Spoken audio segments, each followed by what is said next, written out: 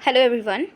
तो बहुत सारे स्टूडेंट्स को ये कन्फ्यूजन रहती है कि गैप सर्टिफिकेट आखिर होता क्या है और ये कब लगता है और कहाँ लगता है, कब देना होता है, ये होता क्या है गैप सर्टिफिकेट। तो गैप सर्टिफिकेट जो है, सबसे पहले जानते हैं कि गैप सर्टिफिकेट आखिर होता क्या है। ठीक है, तो देखिए, गैप सर्टिफिकेट एक सर्टिफिकेट होता है अगर आप लोगों ने कोई भी एंट्रेंस एग्ज़ाम दिया है एएमयू का।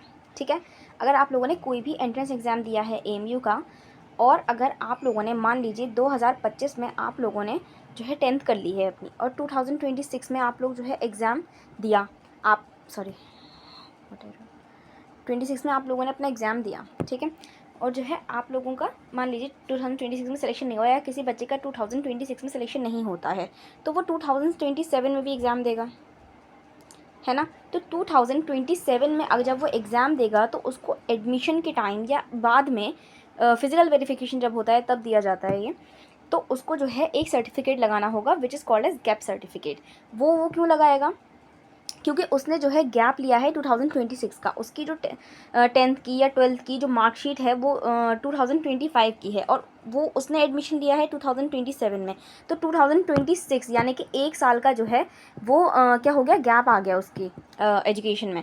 ठीक है, तो उसको जो है गैप सर्टिफिकेट लगाना होगा। आप समझ में आया कि कौन से स्टूडेंट्स को गैप सर्टिफिकेट लगाना होता है। ओके, तो अब देखते हैं कि गैप सर्टिफिकेट समझ में आया ना कि गैप सर्टिफिकेट होता क्या है।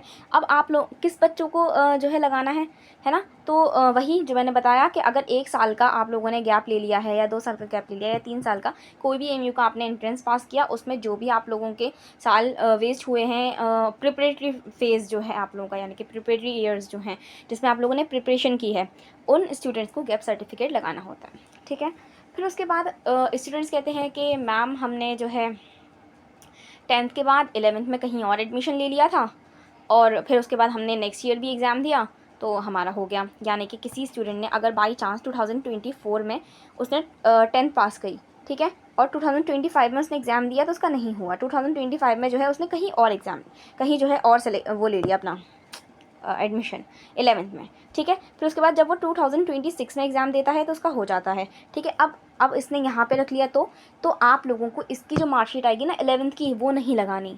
ठीक है, आप लोगों को एक गैप सर्टिफिकेट बनवाना है और ये अभी नहीं लगता है, एडमिशन के टाइम पर नहीं लगता है। ठीक है, तो गैप सर्टिफिकेट आप लोगों को बनवाना होता है और फिर वो लगाना होता है कि हमने जो है एक साल तैयारी की है। ठीक है, इस इंस्टीट्यूट का नाम नहीं लेना आप लोग को कि हमने तो फला जगह से तैयारी कर ली थी या 11th पढ़ ली थी, ये आप लोगों को ये बात नहीं कहनी होती। ठीक है, ठीक है, गैप सर्टिफिकेट तब लगता है। ठीक है, तो गैप सर्टिफिकेट जो है वो बनवा लिया जाता है, कुछ 200-250 रुपये का वो भी बन जाता है और आप लोगों को वो लगाना है और वो भी अभी नहीं लगाना है।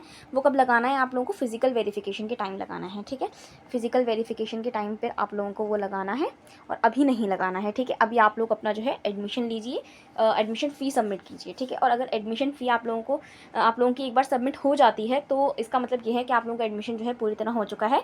So no need to worry about it. Okay, so if you want more videos related to these AMU updates, AMU news, then do like, share and subscribe the channel and stay tuned. Thank you. और अगर आप लोगों को देखना है कि AMU की जो काउंसलिंग हो रही है BA BSc की डेट कब आएगी, या जो 11th की, 6th की, 1st की काउंसलिंग जो है उसका प्रोसीजर क्या है, तो उसके लिए भी मैंने सेपरेट वीडियोस बना रखी हैं। You can check out that. Thank you.